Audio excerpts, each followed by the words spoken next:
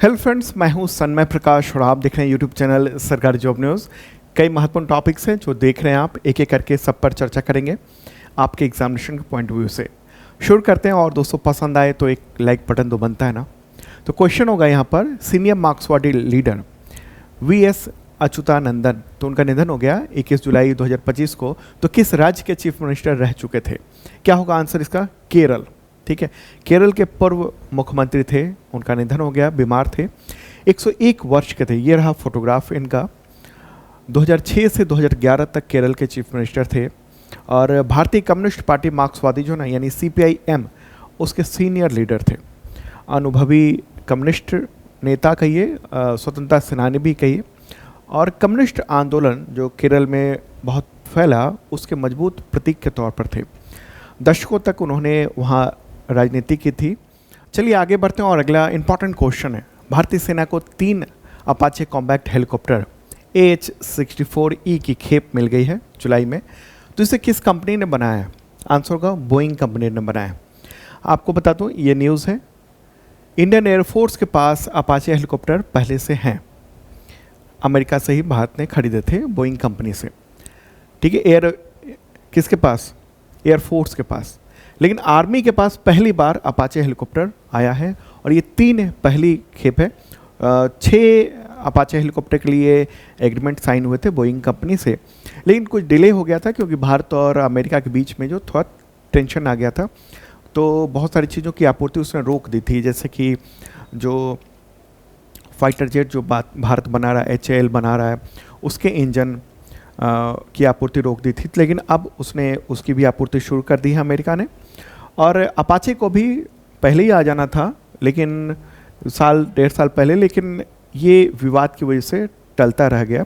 जो पन्नून वाला जो विवाद हुआ था ना, उसी को लेकर। ठीक है, लेकिन अब चूंकि ये आ गया है, एक इम्पॉर्टेंट बात ये रही। तो एयरफोर्स के पास पहले से है, अब आर्मी के पास ये आ गया है हेलीकॉप्टर। ये जोधपुर में एविएशन कोर है, वहाँ पर तैनात किया जाएगा। ओके, और ये क्या है ना कि ख़ास तौर पर जो पश्चिमी सीमा है भारत की, खासतौर पर पाकिस्तान बॉर्डर, वहाँ पर अपनी जो ताकत है वो बेहतर करने में बहुत मदद मिलेगी। और इसमें बहुत सारी खूबियाँ हैं। ठीक है, कई सारी खूबियाँ हैं, उसकी वजह से इसको लाया गया है। इसको क्या है ना, ये जो अपाचे हेलीकॉप्टर है, इसको दुश्मन की सीमा में घुसकर हमला करने के साथ साथ जंग के मैदान में दुश्मन के टैंक, आर्मर्ड व्हीकल, मिलिट्री गाड़ियों, उन सब पर अटैक करने के लिए जाना जाता है। पहाड़ी इलाकों में भी इसका इस्तेमाल जो किया जाता है, और चौकियों, गुफाओं में जो छिपे हुए आतंकी होते हैं उनको मारने के लिए। इसको चलाने के लिए 2 पायलट की ज़रूरत होती है, एक तो उड़ाता है और दूसरा हथियार ऑपरेट करता है। इसमें 2 इंजन लगे हैं जिससे ये बहुत ही पावरफुल होता है और सुरक्षित भी रहता है। इसमें खास तौर पर रडार है, लॉन्गबो रडार, और ये रडार प्रणाली एक साथ 128 लक्ष्यों को ट्रैक कर सकती है और कुछ ही सेकंड में 16 लक्ष्य पर एक साथ हमला कर सकता है ये। ठीक है, ये हेलीकॉप्टर दुश्मन के टैंक, सैनिकों को दूर से ही देख सकता है। ओके, तो ये एक इम्पॉर्टेंट है, बहुत ही महत्वपूर्ण है, और ये गेम चेंजर एक तरह से है भारत और चीन के बीच में जो सीमा है। इसके अलावा जो भारत और पाकिस्तान के बीच में है, वहाँ पर ये बहुत ही इंपॉर्टेंट रोल अदा करेगा। चलिए आगे बढ़ते हैं और अगला क्वेश्चन लेते हैं। उससे पहले एक इन्फॉर्मेशन की 72nd यानी 72वीं BPSC की अगर आप तैयारी करना चाहते हैं तो पूरी की पूरी तैयारी हमारे यहाँ हो जाएगी। प्री मेंस और इंटरव्यू पूरे का फाउंडेशन बैच है। बिल्कुल स्टार्टिंग से सब कुछ समझना चाहते हैं तैयारी, तो वो पूरी तैयारी यहाँ पर हो जाएगी। ये चैट नंबर भी है, यहाँ भी आप कांटेक्ट कर सकते हैं। 11 अगस्त से क्लासेस शुरू हो जाएंगी और इसके प्राइसेस अभी ये हैं। देखिए, एडमिशन में कुछ ही बच्चों को हम लोग लेते हैं, कुछ हज़ार बच्चों को, तो फुल हो जाए उससे पहले आप एडमिशन ले सकते हैं। इसमें खासियत ये है, एक तो तीनों का आपकी तैयारी कराई जाएगी। प्री और मेंस जो होगा वो ऑनलाइन तैयारी करी जाएगी, और इंटरव्यू की तैयारी बिहार में ही उसकी कराई जाएगी। ठीक है, वो ऑफलाइन तैयारी होगी इंटरव्यू की। और इसमें जो ऑप्शनल सब्जेक्ट भी हम लोग पढ़ाएंगे, ख़ासतौर पे GS वाले जो ऑप्शनल सब्जेक्ट हैं वो सारे के सारे GS से रिलेटेड जो ऑप्शनल होते हैं वो भी हो जाएंगे। तो बहुत ही शानदार है। वैलिडिटी इसकी 2 साल तक होगी, 2 साल तक आप बार बार देख सकते हैं। करंट फोर्स का जो ISPCS मेंबरशिप है वो भी इसमें शामिल होगा। तो एक इम्पॉर्टेंट है, पूरी टीम है हमारी तैयार, और पिछला जो बैच था ना 71 वाला, वो GS का था। अब हम लोगों ने पूरा का पूरा फुल तैयारी के लिए ये बैच लॉन्च कर दिया है पूरी टीम के साथ, ठीक है।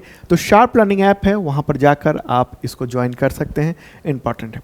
और हाँ, अगर आप सिर्फ करंट अफेयर्स की तैयारी करना चाहते हैं तो ISPCS मेंबरशिप है, जो कि UPSC और BPSC, UPPCS और राज्यों के PCS एग्जामिनेशंस के लिए। और बेसिक मेंबरशिप प्लान है जो कि SSC, टीचर, रेलवे, पुलिस, इन सब के लेवल का है। तो शार्प लर्निंग ऐप पर ये दोनों मेंबरशिप अवेलेबल हैं, देख सकते हैं आप। इसके ज़रिए PDF, वीडियो, टेस्ट, ये सब कुछ मिलता है। वीकली, मंथली, क्वार्टरली, ये सब कुछ होता है। और PDF में ख़ास बात है, उसमें वीडियो के लिंक भी होते हैं ताकि आप चीज़ों को समझ सकें, ठीक है। चलिए आगे बढ़ते हैं और अगला क्वेश्चन लेते हैं। तकनीकी खराबी की वजह से ब्रिटिश रॉयल नेवी का लड़ाकू विमान F-35B किस भारतीय एयरपोर्ट पर 1 महीने तक फंसा रहा, जिसने 22 जुलाई को स्वदेश की उड़ान भरी है, वापसी की है? आंसर क्या होगा? तिरुवनंतपुरम एयरपोर्ट, केरल में है ये, ठीक है। तो ये 1 महीने तक यहाँ पर पड़ा रहा और ये न्यूज़ देख रहे हैं आप कि उसने वापसी कर ली है। ओके, तो विमान जो है ना, वो हुआ क्या था, ये है विमान, ठीक है। और ये अमेरिका ने बनाया है, इसको अमेरिकी कंपनी ने बनाया हुआ है और दुनिया का सबसे पावरफुल माना जाता है ये हेलीकॉप्टर। इस हेलीकॉप्टर के बारे में बताऊं मैं कि ये जो है ना, ये उड़ान जो है ना, वो जैसे तमाम जेट उड़ान भरते हैं उस तरह से उड़ान भर सकता है, बिल्कुल रनिंग करते हुए, और उतर भी सकता है वैसे ही। लेकिन ख़ास एक और बात है कि हेलीकॉप्टर की तरह ऊपर जा सकता है, हेलीकॉप्टर की तरह नीचे भी आ सकता है। इसमें इस तरह से पूरा सिस्टम बना हुआ है। ये जेट है लेकिन ये हेलीकॉप्टर की तरह ऐसे धीरे धीरे उठ सकता है और फिर आ सकता है। मतलब कि जहाँ पर ऐसी जगह नहीं है जहाँ रनवे अगर ख़राब हो गया है, विस्फोट हो गया है, वहाँ दुश्मन ने हमला कर दिया है, तो ये जो फाइटर जेट है ये कहीं भी उतर सकता है और कहीं से भी उड़ान भर सकता है, ठीक है। तो ये कि बहुत ही इम्पॉर्टेंट है। और हुआ ये था, कैसे यहाँ पर भारत तक पहुँचा था, इसकी इमरजेंसी लैंडिंग हुई थी 14 जून को तिरुवनंतपुरम इंटरनेशनल एयरपोर्ट पर। और उसके बाद मतलब उस समय इसमें तकनीकी खराबी आ गई थी। हुआ ये था कि वहाँ का जो विमान वाहक पोत है ब्रिटेन का, वो जो है ना, वो इंडिया के पास से गुजर रहा था और उसी दौरान अभ्यास के लिए जब उड़ा तो इसके सिस्टम में कुछ गड़बड़ी आ गई थी। उसके बाद फिर भारतीय वायुसेना की मदद से उसको लैंड कराया गया था तिरुवनंतपुरम एयरपोर्ट पर, केरल में। और अब ये वापस गया है। ओके, ये स्टेल्थ है, मतलब कि इसको ना रडार में पकड़ पाना बहुत मुश्किल है और बहुत दिनों तक ये खुले आसमान में पड़ा रहा, इसलिए कि उसे डर था ब्रिटेन को और ख़ासतौर पर अमेरिका को भी कि कहीं इसकी जो टेक्नोलॉजी है वो कोई जान न ले इसके अंदर टेक्नोलॉजी।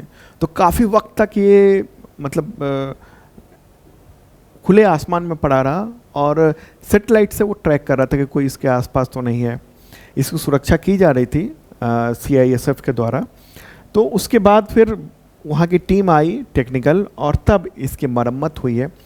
1 महीने लगे मरम्मत होने में और फिर मरम्मत जो है वो हैंगर में किया गया जहाँ पर बेस था एयर इंडिया का, उसी में। और फिर इसने उड़ान भरी है अब, ठीक है। करीब 5 लाख रुपए वहाँ पर जो लैंडिंग की गई है 1 महीने तक रहा, उसके जो चार्जेज हैं ब्रिटेन ने चुकाए हैं।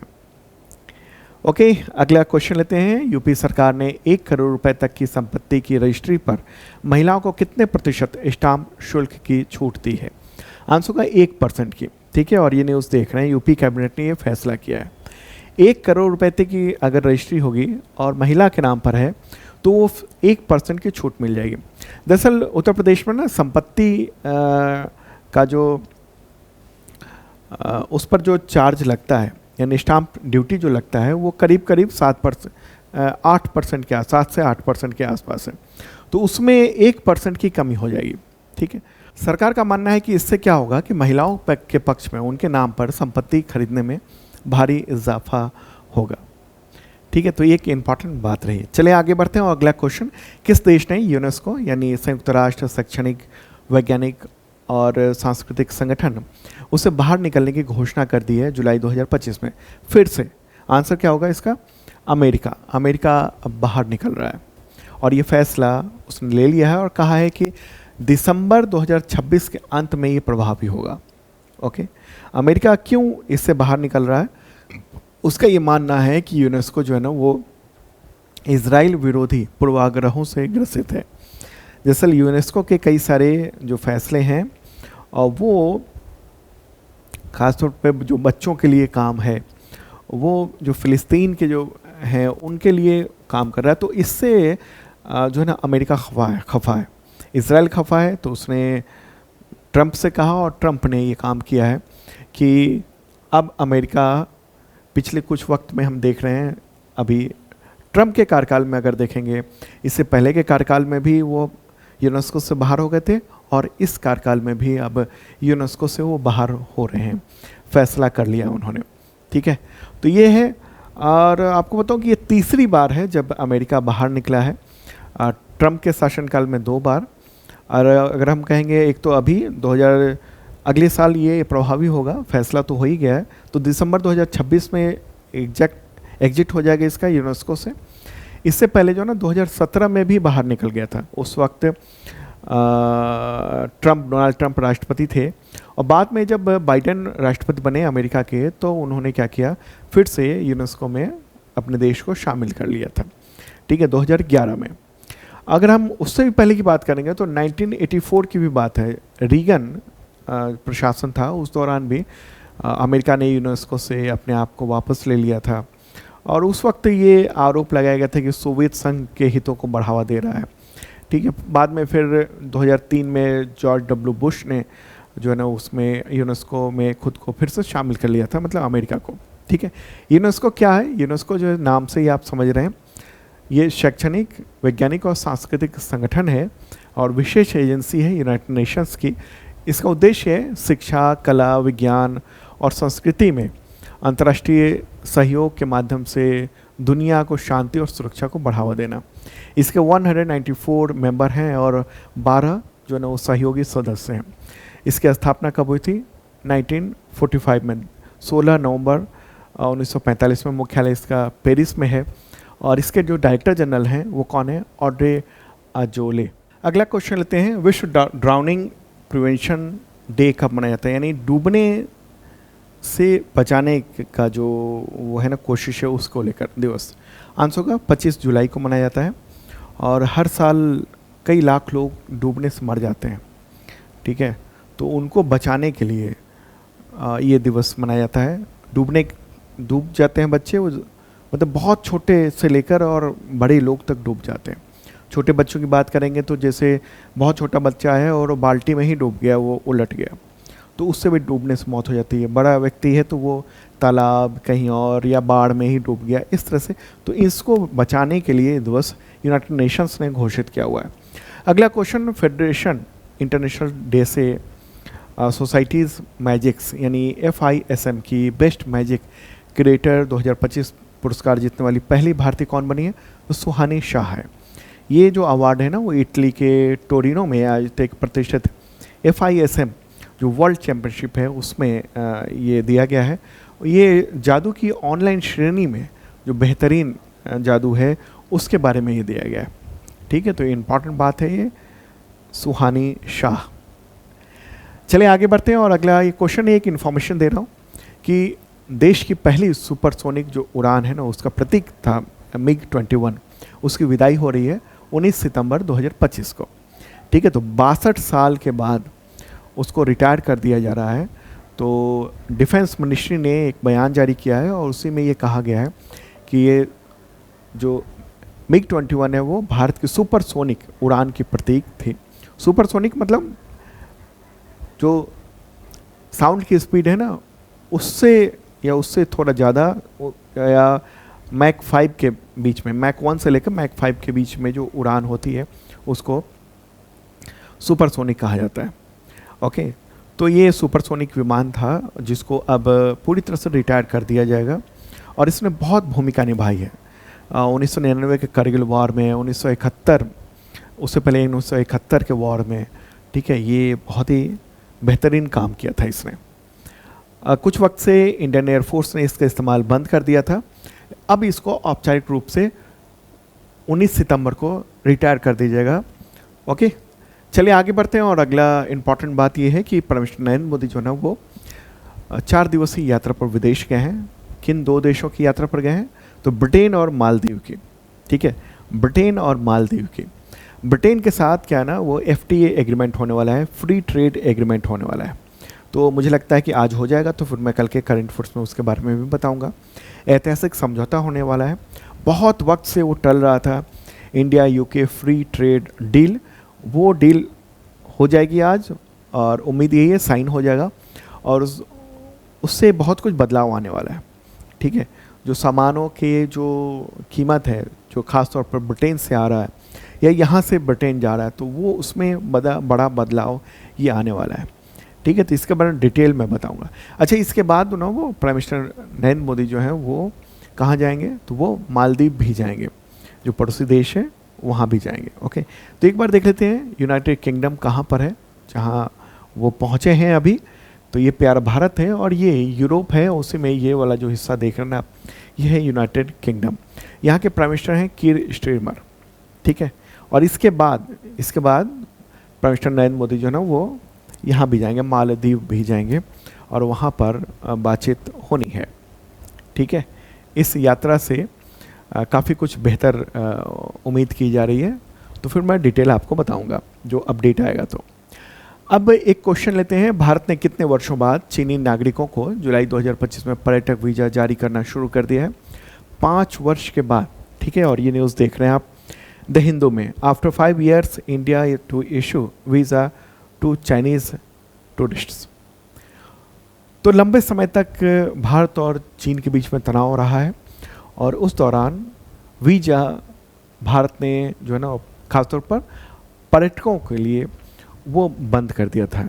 ठीक है, और अब वीज़ा जो है ना वो 24 जुलाई से ऑनलाइन शुरू हो गया है बीजिंग में, यानी जो चीन की राजधानी है बीजिंग, तो वहाँ पर जो दूतावास है, इसके अलावा जो वाणिज्य दूतावास है शंघाई में, ग्वांगझू में, तो वहाँ पर दूतावास में अपॉइंटमेंट के बाद ये इसका प्रोसेस शुरू हो जाएगा वीज़ा देने का।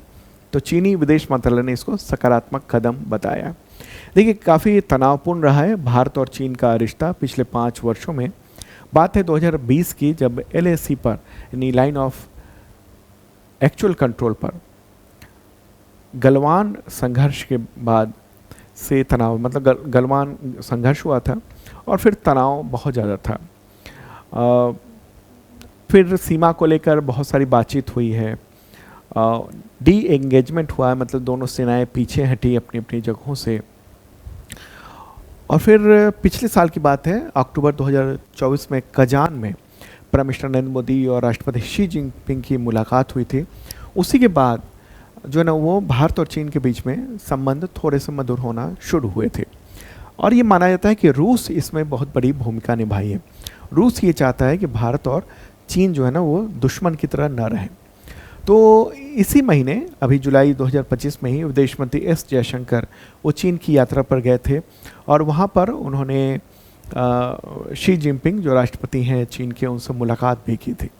ठीक है, तो अगर हम देखें कि पर्यटकों के आंकड़े, तो 2019 की अगर हम बात करेंगे, जब से ये सब तनाव हुआ, तनाव से पहले कहिए 2019 में, कोविड से भी पहले, ये 3 लाख चीनी पर्यटकों को भारत वीज़ा देता था, पर्यटन वीज़ा। और चीन जो है ना वो 8.5 लाख से ज़्यादा भारतीय पर्यटकों को वीज़ा देता था। मतलब इतनी, मतलब भारत के ज़्यादा लोग चीन जा रहे थे, और उसके आधे से भी कम चीन से भारत आ रहे थे। ठीक है, तो कोविड-19 फिर LAC पर तनाव हुआ, तो इन सब को देखते हुए फिर वीज़ा रद्द कर दिया गया था, बंद कर दिया गया था। 2022 में चीन ने भारतीय छात्रों के लिए वीज़ा बहाल किया, फिर व्यापार के लिए, फिर पर्यटन के लिए। ठीक, कब? 2022 में। लेकिन भारत ने जो है ना वो कुछ ही वीज़ा जारी किए थे वहाँ के लिए, जैसे वहाँ के जो इम्पोर्टेंट इंजीनियर्स हैं जो यहाँ पर भारतीय फैक्ट्रियों में काम कर रहे हैं, उन लोगों को वीज़ा दिया जा रहा था, राजनयिकों को परमिशन दी जा रही थी आने की, लेकिन पर्यटकों को आने का वीज़ा नहीं दिया जा रहा था। तो अब वहाँ के पर्यटकों को भी वीज़ा दिया जा रहा है। ओके, और कैलाश मानसरोवर जो है ना वहाँ पर भी यात्रा शुरू हुई है भारत की ओर से। पहले चाइना ने कैलाश मानसरोवर यात्रा पर एक तरह से बैन ही लगा दिया था क्योंकि वीज़ा दे नहीं रहे थे वो लोग। तो जुलाई में ही भारतीयों को वहाँ पर जाने की अनुमति, यात्रा की अनुमति दे दी गई है। तो इस तरह से दोनों तरफ से सुधार जो है ना वो शुरू हुए हैं और जल्द ही दोनों देशों के बीच में सीधी उड़ान का भी काम हो जाएगा, दोनों देशों के बीच में कि विमान से सीधी उड़ान हो जाएगी। ओके, अभी क्या है कि दूसरे देश से होते हुए यानी वहाँ पर लैंड होता है, फिर विमान बदल के आप चाइना जाते हैं। अभी सीधी उड़ान भारत और चाइना के बीच में नहीं है, तो वो भी सीधी उड़ान पर बातचीत हुई है और उम्मीद ये है कि अब एससीओ का जो शिखर सम्मेलन होगा अगस्त सितंबर में, तो उससे पहले इसकी घोषणा हो जाएगी। ठीक है, लेकिन चीन के साथ एक और अभी विवाद चल रहा है। यारलुंग संगपो बांध है, ब्रह्मपुत्र पर बांध बनाया जा रहा है, उसके बारे में मैं कल बताऊंगा। तो चीन ने क्या किया ना, तिब्बत में जो है इस जगह पर, यहाँ पर इस लोकेशन पर 60,000 मेगावाट का की एक जल विद्युत परियोजना शुरू कर दी है और दुनिया का सबसे बड़ा डैम होने जा रहा है ये। और चीन के जो प्रीमियर हैं ली कियांग, तो उन्होंने इसका शिलान्यास कर दिया है और बांध की वजह से भारत और बांग्लादेश की बड़ी चिंताएं हैं। तो उसके ऊपर काफ़ी डिटेल में हम कल बात करेंगे। ओके, तो दोस्तों ये था इंपॉर्टेंट करंट अफेयर्स आप सबके एग्जामिनेशंस के लिए। अब मिलते हैं नेक्स्ट वीडियो में। ओके, और एक और बात बताऊं कि आईबी को लेकर जो कोर्सेज अब हम लोगों ने लॉन्च कर दिए हैं शार्प लर्निंग ऐप पर, वहाँ जाकर आप ज्वाइन कर सकते हैं। आईबी का जो 2 तरह की बड़ी वैकेंसी आई है, एक तो ऑफिसर ग्रेड की है और दूसरे असिस्टेंट है, ठीक है, सहायक की। तो उन दोनों की भर्ती के लिए बैचेज जो है ना वो शार्प लर्निंग ऐप पर हैं और उसके डेमो क्लासेस यूट्यूब पर भी आने वाले हैं। Okay, bye.